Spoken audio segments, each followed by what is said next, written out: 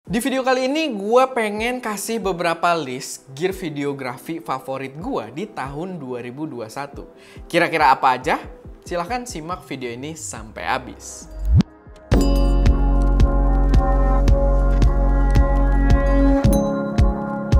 Halo semuanya, selamat datang channel SM Media dengan gue Erwin yang seperti biasa akan memberi kalian referensi racun buat kalian yang doyan dengan proses produksi konten kreatif, entah fotografi atau videografi.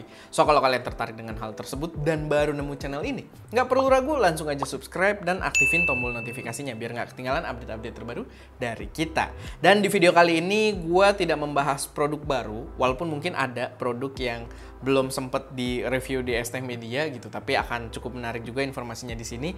Dan video ini tidak membahas soal kamera. Jadi kita akan berfokus aja pada beberapa aksesoris atau gear pendukung produksi favorit gue di tahun 2021.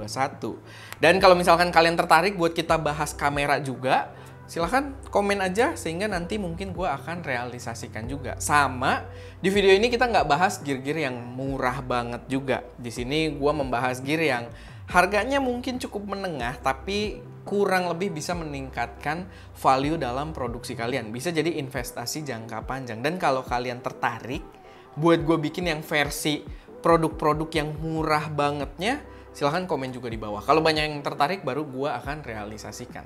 Tapi langsung aja, di sini gue akan bahas beberapa gear yang menurut gue cukup recommended untuk kalian pertimbangkan juga. Terutama kalau kalian adalah seorang content creator juga atau videographer kayak gue. Pertama, gue punya sebuah mikrofon wireless yang ini bener-bener cukup mengagumkan buat gue karena belum lama ini, harusnya sih masih baru banget. Gue kemarin abis versusin juga. Mic wireless ini dengan nama Katevo Star 200 kemarin abis gue versusin dengan Saramonic yang sebelumnya juga mikrofon favorit kita.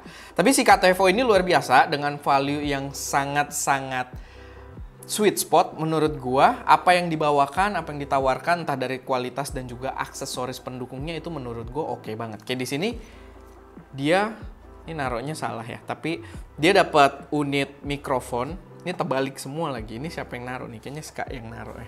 Ini terbalik semua. Tapi ya dia dapat kualitas mikrofon yang cukup mirip dengan Saramonic dengan ukuran yang lebih kecil.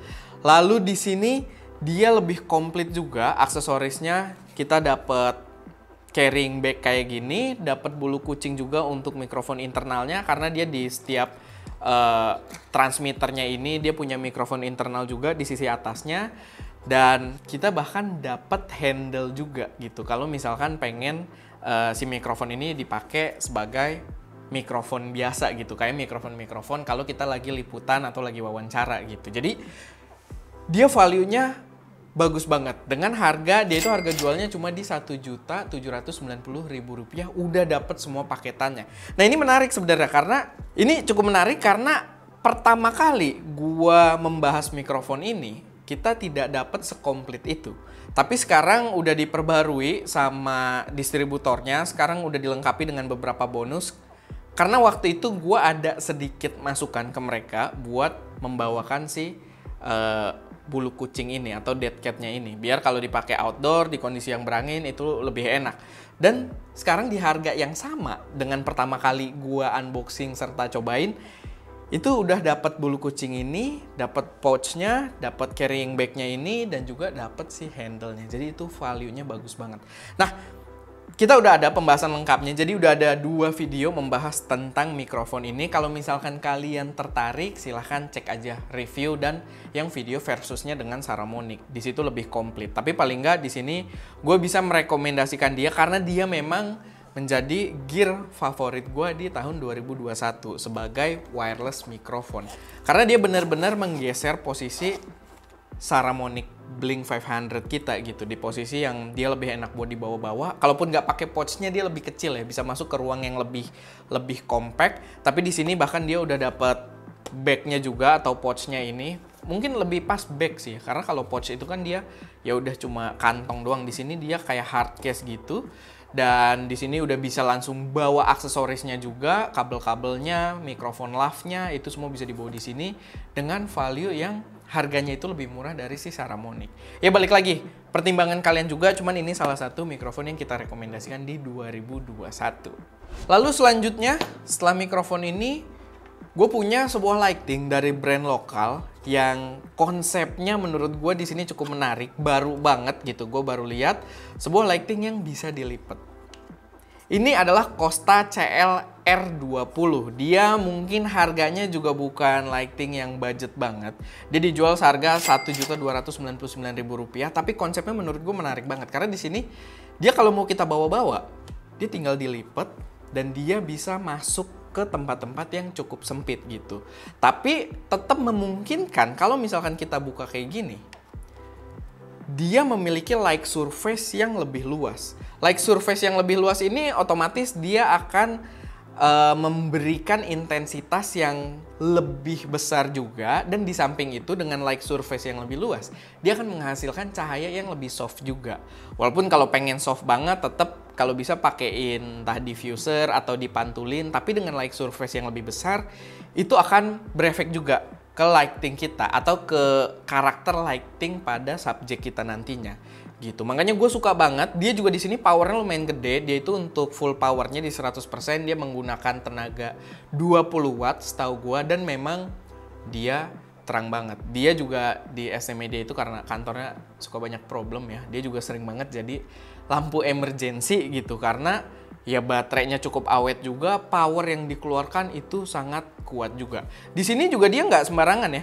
Maksudnya dia bukan lighting biasa. Tadi kan gue jelasin mungkin karakter cahayanya, tapi ini kalau kita nyalain dia juga sebuah lighting RGB. Kayak di sini nyala langsung warna biru. Kita juga bisa ganti-ganti ya. Ini ini intensitasnya. Kalian bisa lihat terang banget. Lalu warnanya bisa kita ganti-ganti. Lalu dia ada mode juga mungkin. Nah, kayak gitu. Jadi menurut gue menarik banget di form factor yang compact buat dibawa-bawa gitu. Jadi ya ini salah satu rekomendasi gue juga dari brand Kosta, yang fun fact itu adalah brand lokal. Gue udah nyebut belum tadi, ini brand lokal. Lalu selanjutnya gue punya sebuah lighting lagi yang gue sangat-sangat rekomendasikan. Tapi ini bukan produk murah, bukan di kelasnya dia juga, berbeda juga dengan Katevo gitu. Ini adalah lighting yang harganya sebenarnya cukup pricey, tapi harga tersebut sangat berbanding lurus dengan apa yang kalian dapatkan, atau bahkan bisa gue bilang apa yang kalian dapatkan tuh harganya lebih gitu dari harga tersebut. Jadi yang gue omongin di sini adalah Aputure Amaran P60C. Dan kalau kalian ngikutin channel ST Media, lighting ini udah di video terakhir lighting ini hampir selalu hadir gitu untuk mengisi warna di background kita. Karena ini adalah lighting dengan kekuatan RGB yang luar biasa. Kayak yang kalian lihat, di sini kita pakai untuk casting warna biru di belakang sana. Dan kalau kalian mau tahu, itu temboknya bukan warna putih. Temboknya warna coklat. Dan kita tembak dengan warna biru sehingga suasana environment di sini rasa biru gitu. Rasa temboknya juga kayak pakai warna putih ditembak lighting biru. Karena si lighting ini benar-benar punya power yang luar biasa gitu. Apalagi kalau misalkan kita ngadep ke background kertas, biasa pakai background kertas warna hitam, itu kita tembak pakai ini, dia ganteng banget gitu. Untuk harga sendiri sebenarnya memang nggak murah. Cuman sekarang lighting ini sebenarnya cukup unik. Dari kita bahas, dia itu agak lama sampai dia available di Indonesia karena kita dapatnya juga dari Aputure Singapura, dan di Indonesia setelah gua cek kemarin di e-commerce itu udah ada dengan harga Rp5.430.000. Ya balik lagi, bukan harga yang cukup low budget, tapi gua akan sangat ingetin ke kalian, harga tersebut sangat worth it untuk lighting ini dari banyak sisi. Tadi dia RGB bagus gitu kan, warnanya juga kuat, dan Aputure itu akurasi warnanya juga sangat terkenal, sangat akurat, dan build quality-nya juga Aputure banget. Kalau kalian udah pernah pakai produk-produknya Aputure gitu kan, kita banyak pakai produk Aputure di sini, dia udah bener-bener mateng, bener-bener industri standar. Jadi kalau kalian ambil lighting ini, gue yakin dia akan bertahan 2-3 tahun ke depan itu full aman. Dan gue yakin mungkin jangka umurnya itu bisa dipakai sampai 5-7 tahun ke depan gitu. Karena gue yakin dia secara build quality itu bagus banget. Semuanya udah didesain seefisien mungkin gitu ya, dari build quality-nya, dari bentuknya, bahkan colokannya aja di sini sangat menarik. Kalau kalian nanti lihat video pas kita awal unboxing, itu colokannya aja nih, ini menarik banget sistemnya. Jadi kalau kita colok, cek, dia langsung ngunci, dan kalau mau kita cabut harus kita putar dulu gitu. Dan ya desainnya nih kalian bisa lihat ya, ini talinya udah nggak narik, jadi nggak dicolok. Gimana ya gue bilangnya? Dulu itu colokannya ngadep ke belakang dan kabelnya tuh bisa ketarik gitu, sehingga bikin portnya kurang bagus, kayak yang terjadi juga di GVM 800D kita. Walaupun ya 800D kita masih bisa kita pakai sih, cuman colokan adapternya tuh udah agak goyang-goyang. Nah di sini dia enggak, dia di sini ngadepnya ke bawah dan build quality-nya tuh kuat banget. Jadi dia kalau ketarik pun dia sangat aman, karena dia punya sistem quick release-nya juga, nggak cuma bergantung di portnya aja. Gue harap kalian mengerti apa yang gue jelaskan, tapi balik lagi, produk ini menurut gue worth it banget untuk investasi jangka panjang di produksi kalian, ataupun kalau kalian rental, gue rasa produk ini adalah produk yang banyak demand-nya juga gitu dalam produksi-produksi profesional. Itu salah satu rekomendasi gue di tahun 2021. Lalu selanjutnya ada produk lighting lagi, tapi di sini agak berbeda karena ini lighting yang cukup budget yang gue bahas di video ini ya, di rekomendasi gear ini. Tapi ini bener-bener menurut gue recommended banget. Ini adalah Wilight K21, sebuah lighting tube dengan harga cuma Rp790.000 aja. Kenapa gue bilang cuma?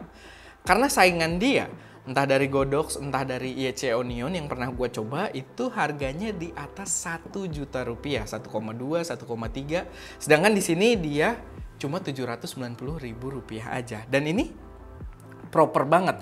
Gue suka banget dengan lighting ini karena dia stylenya itu keren, stylenya itu tube. Dan kalau kita nyalain, kita bisa lihat karakter cahaya yang diciptakan itu menarik. Karena dia seperti lampu neon panjang, dan kalian nggak bisa lihat individual LED-nya, bener-bener kayak satu lighting yang panjang gitu. Jadi menarik banget buat bikin video-video yang stylized atau video-video dengan konsep-konsep yang agak berbeda gitu kan, dengan lampu tube seperti ini. Itu menarik banget menurut gua. Di sini dia panjangnya juga lumayan, dia 30 cm, kurang lebih mirip dengan para pesaingnya itu tadi, si Godox dan juga IEC Onion. Cuma di harga yang balik lagi cukup budget. Baterai life cukup bagus, gua tidak pernah ada isu penggunaannya gitu. Ya memang kalau dipakai sering banget, kadang kita agak ya kurang manajemen gitu. Jadi nggak dicas, kita taruh terus di lemari, pakai baru habis gitu. Tapi kalau misalkan dicas, dipakai untuk seharian, di pengalaman gue itu tidak ada isu gitu. Jadi ini udah oke banget. Dan gue juga jarang pakai di intensitas maksimal karena maksimalnya tuh terang banget. Nih kalian bisa lihat. Nih intensitas 100%-nya gitu. Jadi ini buat berbagai penggunaan menurut gue oke banget. Apalagi buat B-roll itu bagus banget. Lalu dia di dua sisinya nih, atas sama bawahnya dia ada quarter mount. Kalau misalkan kalian mau ya taruh di tripod atau di light stand atau disambung lagi antar device-nya gitu. Cuman harus ada adapternya. Sama dia di sisi belakangnya ini magnet. Jadi dia bisa nempel ke benda-benda atau surface metal.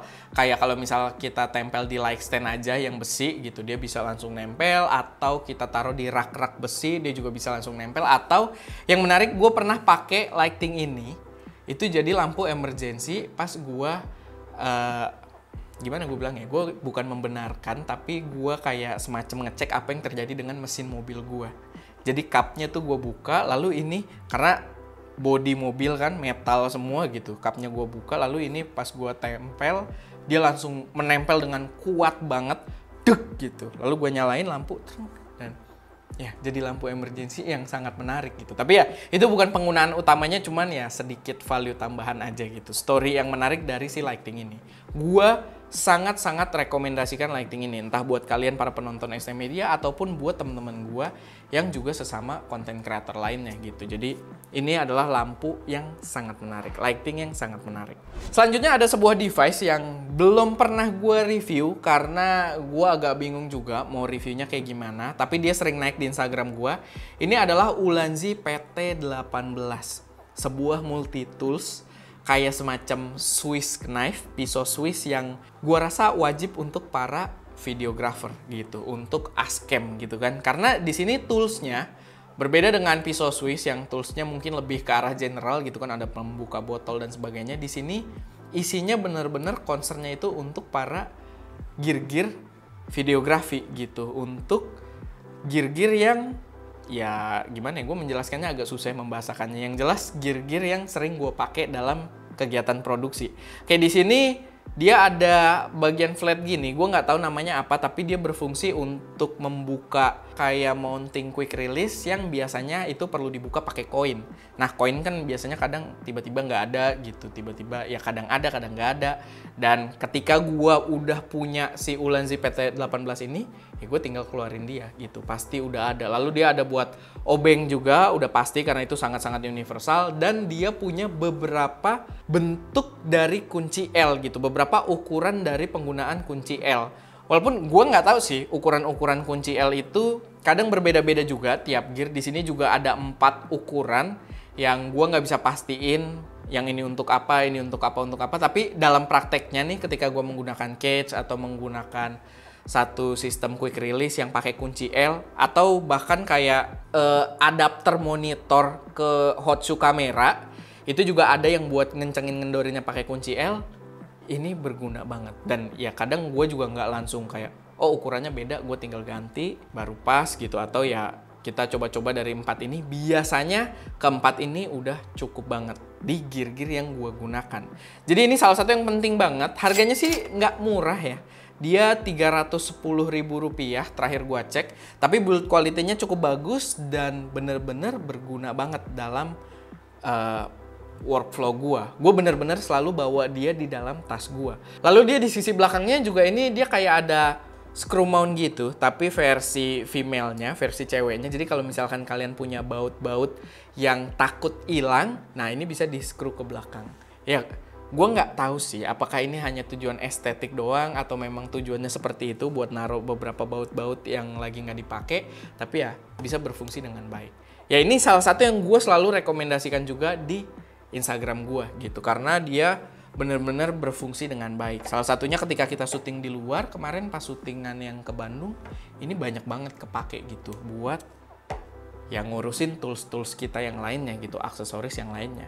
Lalu selanjutnya adalah sebuah produk gimbal, dan gue yakin buat yang ngikutin channel ini, terutama di akhir-akhir tahun ini, pasti udah tahu gimbal apa yang bakal gue rekomendasikan di sini.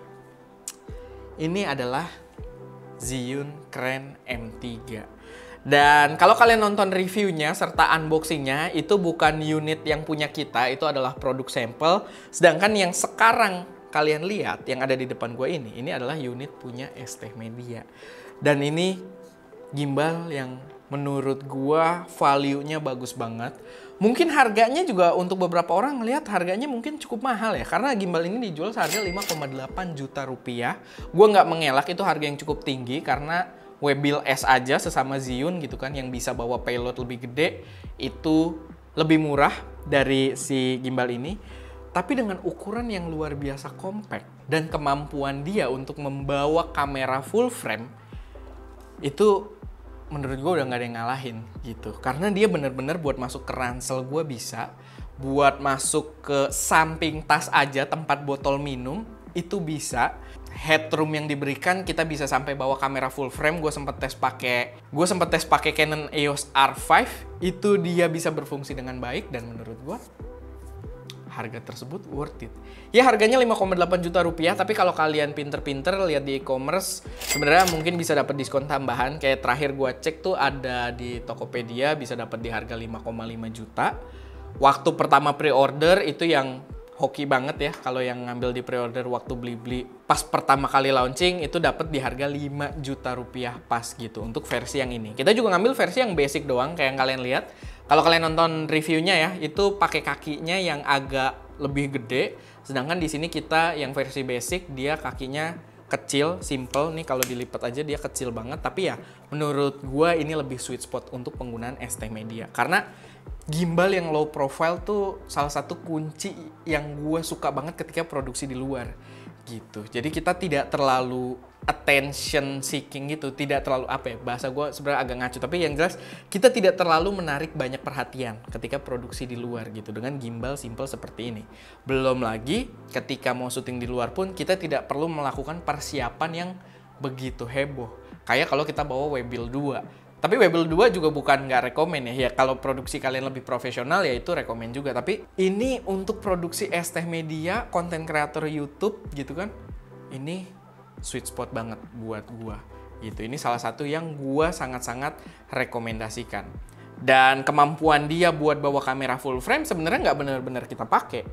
Tapi dengan tahu headroom-nya mampu sampai kamera full frame, berarti kita bisa bawa X-T4 atau XS10, tapi dengan aksesorisnya komplit gitu. Kayak sebelumnya itu kita pakai VIUTech G6 Max, itu kita cuma bisa bawa kameranya doang, dan kameranya harus yang compact kayak si X-T30 atau A6400, atau XS10 juga kayaknya harusnya masih bisa, cuman layarnya nggak bisa dibuka keluar gitu, nggak bisa sambil di flip keluar, dan kita nggak bisa pasang mikrofon di sisi atasnya.